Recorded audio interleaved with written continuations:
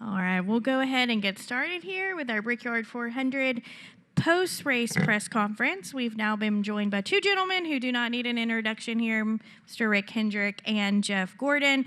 Thank you both for joining us, spending some time with us, and congratulations on that win with Kyle and the 5-car. We'll go ahead and open for questions. If you have a question, raise your hand. I'll work to get a mic to you, and we'll get started here with Bruce in the front. Bruce Marr with NBCSports.com and Forbes Sports Money. Does this feel the same as it did 30 years ago? I don't remember 30 years ago, but this feels awful good. I guess coming back here, we haven't run the oval, and I don't know. This was just super special. I know the first one watching this guy get the inaugural race was unbelievable, but this has been. I don't know that I've been this excited. Well, to crawl through the fence to see the fans. I've never done that before. Never got to drive the pace car before. So very excited about the race and how it ended. Jeff? Yeah, I mean, I just think this year's been special. Obviously with Rick driving the pace car, but with Kyle driving the Indy 500 and Rick participating in that, just to be there kind of on the sidelines watching how that all unfolded. I think it's as much as we've all loved the history of Indianapolis Motor Speedway, I think being here for the month of May or for those events when we were here in May just makes you appreciate it even that much more, and the fans and everybody that makes this Speedway so special. So I don't know, I just feel like today, especially with that car, that paint scheme that was the one that was going to run that day, just seemed to bring it all so sort of full circle and made it very special.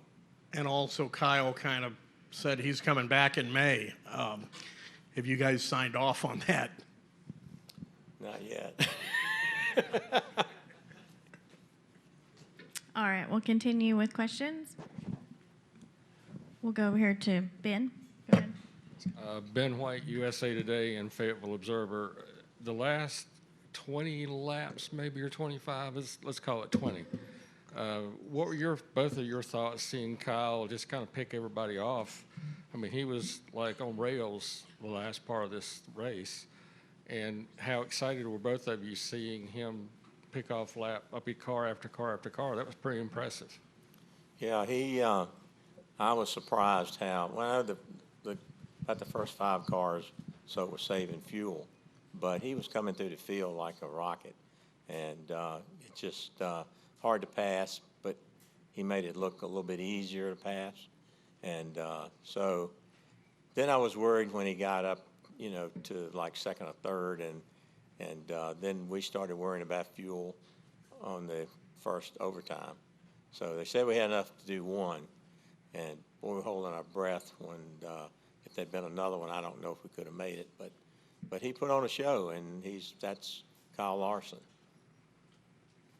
Yeah, I mean, what I loved about driving this track is what I loved watching some of the competitors, especially Kyle there at the end, do, which is, you're thinking about how to set up a run, right? How do you make these passes happen? I mean, he had a good car, had a little bit fresher tires, but still it was very, very difficult to pass. Saw plenty of guys that didn't come up through there, and so I just enjoyed watching him work that traffic, whether it was get a small run off of turn 4 going to turn 1, then just dive in there and either just make them look in their mirror or the spotter say something, or just something to get them sort of off their line. And it's all about creativity, finding ways to pass. So I enjoyed that a lot today to watch Kyle come up through there. You could just tell he had a lot of passion behind the wheel today. I don't know exactly what was driving that, other than he wanted to win the Brickyard 400 really bad, but you could just tell he was driving with a purpose. And it was, I got nervous when he got to third, because I just, at that point, if it went green the rest of the way, it looked like it was going to be difficult to get by the 12 or the 6 if the 6 could make it all the way. So he had his work really cut out for him when he got there. He seemed to have, the progress he needed up until that point. So I think that caution coming out was certainly good for us. Obviously not good for the 6, but it was good for Kyle to be able to line up there in the front row with the 12. All right. Go ahead. Nathan Brown, Indianapolis Star. For both you, Rick and Jeff, at the start of the first overtime there, when the 6 has to pull off into pit lane, and Kyle now has seemingly that best line on the inside on the front row. What was going through your guys' mind seeing all of that unfold? Well, I thought that put us in a great position when he pulled off and we were on the inside. As quick as his car was, I felt like he could take care of the 12. I was more worried about the 45 behind us than I was maybe the 12. I thought maybe if we didn't get a really good start, the 45 might make it 3 wide. But, so I felt like he was going to be in good shape. That probably opened the door for us to win the race.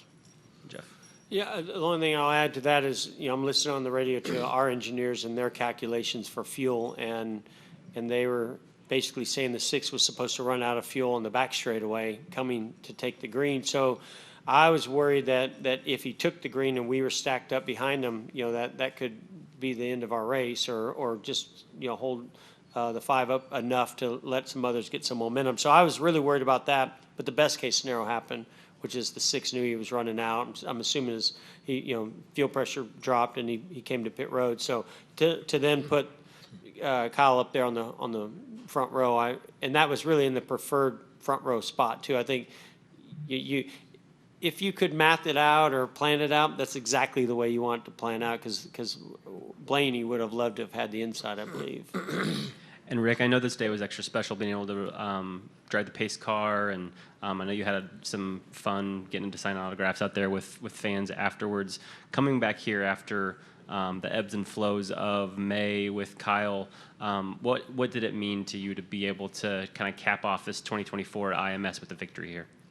Well, we were disappointed because of the weather, and we really wanted to get back and finish the 600.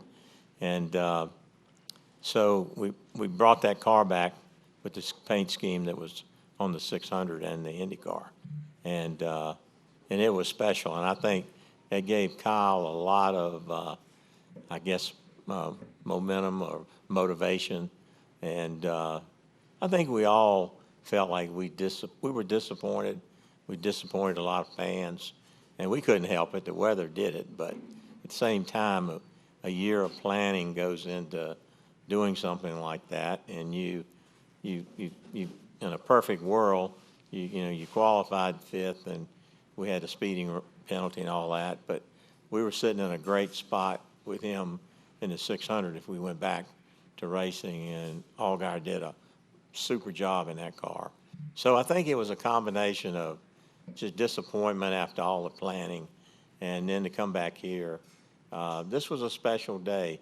I've never driven the pace car before, and I can't tell you why I went over in the fans, other than they were hollering, and I just excited and hung out with them. And that might be the first time my owner ever did it, but it was fun. And no, we were just really. This is a special place, and the Oval is special. And 30 years ago, we celebrated with Jeff, and hard to believe it's been 30 years, but this is a special place. All right. I believe we have Doug, and then Jeff, and Dustin, Nate, Steven, and then up front as well. Thanks, Amanda. Doug Turnbull for PRN and IMS Radio Network.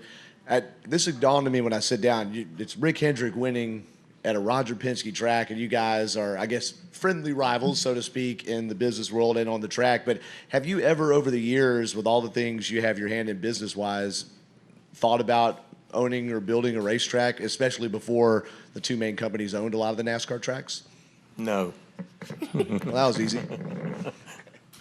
Okay, we'll go over to Jeff. Not being smart, no.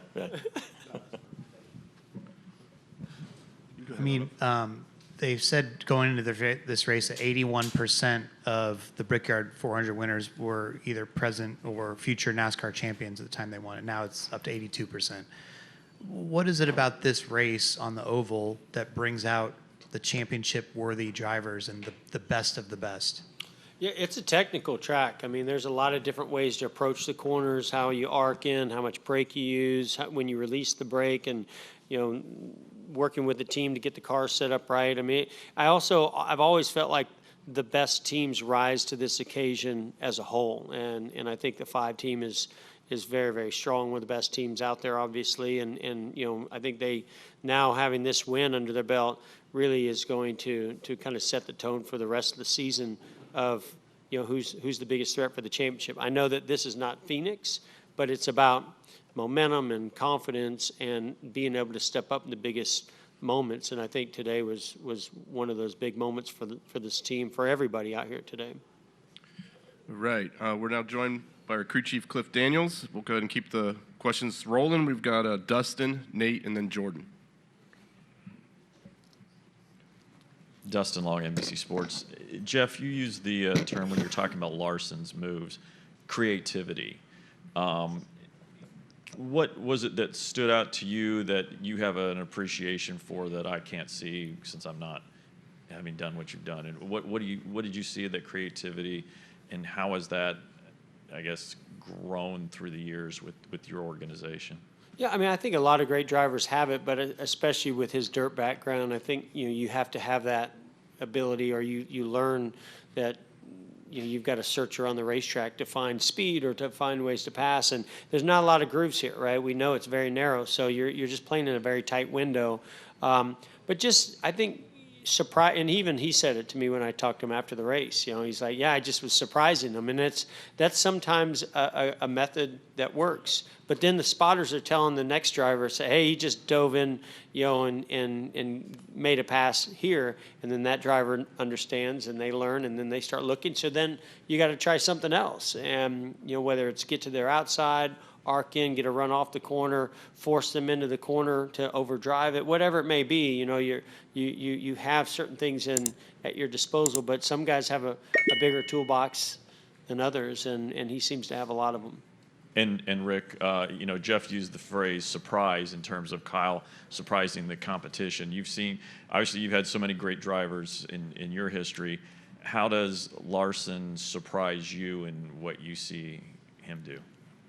You know, every time I see him make some of the moves that he makes 3 wide, or, you know, how he will go down under, or figure out a way to set a guy up. I think when these cars are so equal, you know, it stands out more than it did when you had a big advantage with Arrow or whatever, you know, in the years past. This car just makes everybody, it brings the field together. So you just don't see other people. They get in the lead, they're good, but how to work somebody and get by them and clean. And I asked him, I said, you know, what made you feel so good in this today? And he said, the IndyCar. He said, I learned a lot driving the IndyCar and how to set people up and watch, you know, work in the corners. And I mean, he's just a student, and he, I think when I look back to Tim Richmond and Jeff Gordon, now Jeff Gordon's the best I've ever seen. Oh, stop. But I think Jeff will say this: in equal equipment, the guy is really hard to beat. If you just get him even, and I think his confidence level, coupled with his God-given talent, it's just a lethal combination. And this guy over here gives him the best stuff, always in his ear. They remind me of Ray and Jeff, or Jimmy and Chad. And, you know, just standing back, listening to them, and the confidence they have in each other, it's pretty remarkable. Go ahead, Nate. Can I say something to the gentleman back here that I said no on the racetracks? Roger Penske is one of my best friends. We vacation together. If I win a race, he texts me. If he wins a race, I text him. We kid each other, keep it in the family. We're competitive. We want to win. But he sets a standard of energy that I've never seen to do what he does 7 days a week. And, you know, he's a great guy, a great friend. I just wanted to add that because he's a very special friend of mine. So. Go ahead, Nate. Nate Ryan, NBC Sports. I'm on your left, guys. I've got one for Jeff and Rick, but I'll start with you, Cliff. There was one point, I think, in the first two stages where you said something like, Kyle asked you, objectively, what do I need to be doing here? And you said something like, I need you to save as much fuel as you can. I need you to pass as many cars as you can. Two things that are obviously diametrically opposed. How did he do that really well through the first two stages, and how did that help, especially for the last stage where he was in a better position to be able to pass guys and, just his racecraft in general today? What did you make of all that? Yeah, I mean, I think Mr. Hendrick just described it really well. Some of the IndyCar experience of just getting the timing of the runs, Kyle definitely had a vision of what that needed to look like. So then as he was setting up timing the runs, when it was off timing, he was doing a lot of fuel savings at that point. So to your point, yes, that statement, at face value may sound like, those two are completely opposed. Hey, go past cars and save fuel. Sounds impossible. But his vision for what he needed to do to get a run, and when the run was not timed, save fuel as you're building the next run, I think that was a bit of an edge today that he carried with him behind the wheel that I don't know that anybody else had. And I'm sure they'll go back and study the data and get better next year. But Kyle certainly had that advantage today. And then for Rick and Jeff, Kyle said after the race that he felt like this win was a full circle moment going back to May. With this win today, he is now in the regular season points lead, where I don't have to remind you guys, it looked like there was a chance he might not even be in the playoffs a couple of months ago. Yeah. So does this feel like it's a full circle moment that, he wins this race and it kind of erases, not that May went badly, but certainly missing the 600 and then having to get the waiver and do all that. Does this kind of like bring it full circle and make you guys feel like it was all worth it? Yeah, well, we were very thankful we got the waiver, but I think everybody knew, and NASCAR knew, we were there, and we were ready to get in a car if the race had continued in Charlotte. So we were there. And I think if we had blown the race off completely, I think probably wouldn't have gotten a waiver. And, we talked about it. Cliff was all on board with him doing that race. He knew what it meant to him. But I think it was like a job. I think the disappointment in the 600 not being able to finish that race and bringing that paint scheme here was extra motivation. And I think I'm glad that NASCAR gave us the waiver, and so we were there. I mean, I think that's the difference. We were there, and it hadn't rained.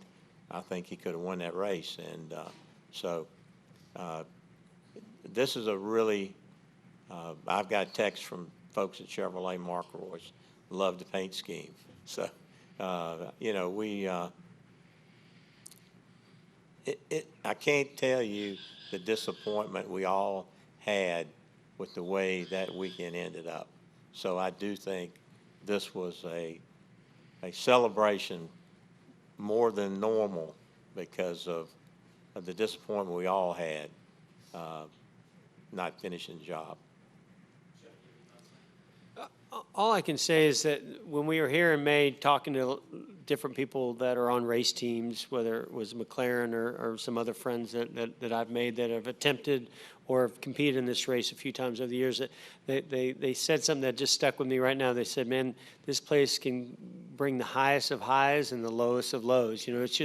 It's that kind of an emotional place where so much is riding on it, so much history here. And when days like today happen, it just doesn't feel any better as a competitor. And then when, we weren't able to get the finish there at the end of that race, in May, it was a pretty big low. I mean, the weather was the real low, but even, I know I rode in the plane with Kyle on the way to Charlotte after that, and, he's pretty disappointed in himself. So it's, I think that's just Indianapolis.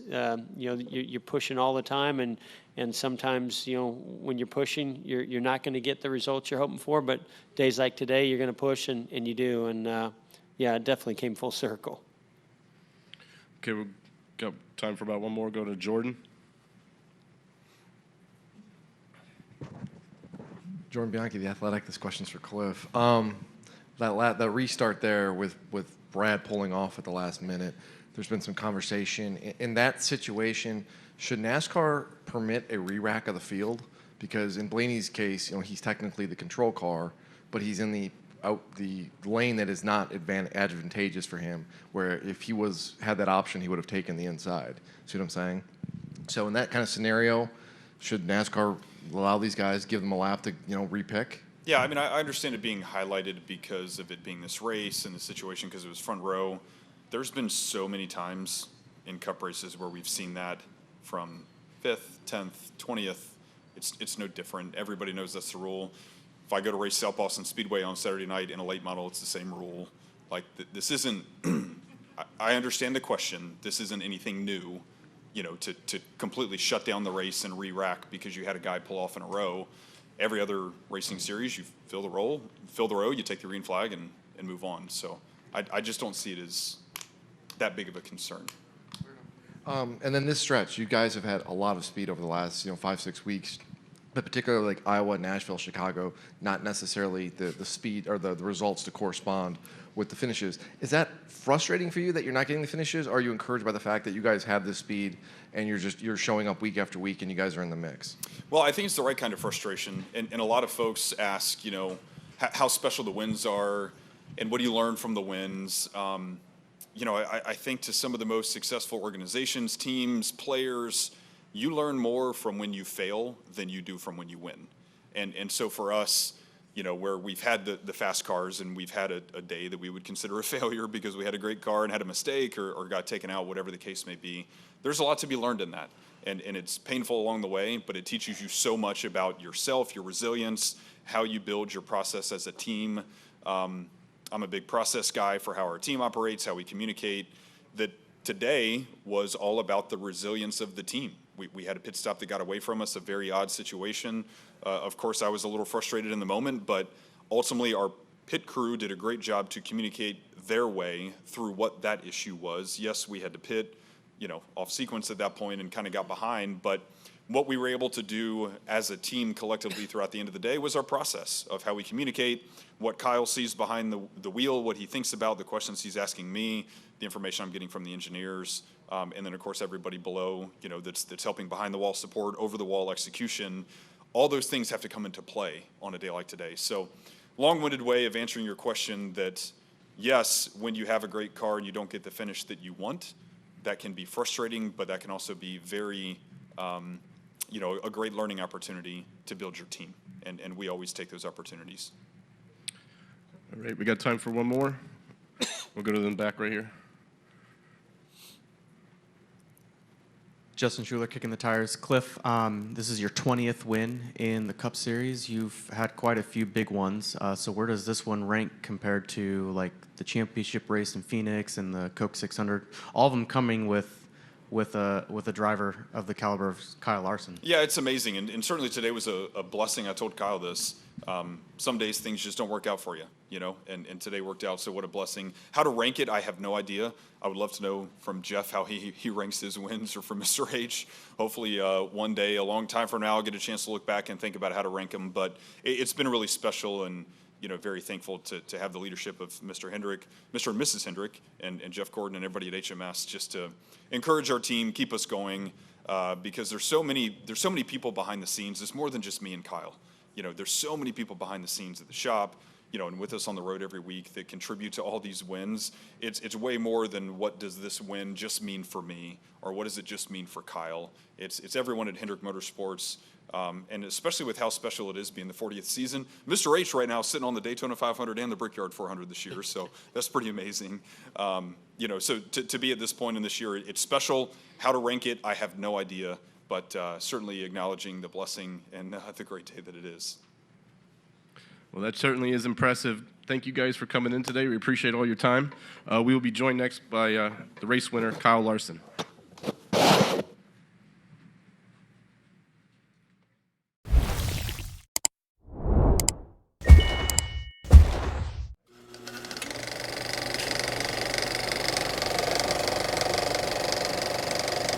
All right, there's the checkered flag. Great job, driver.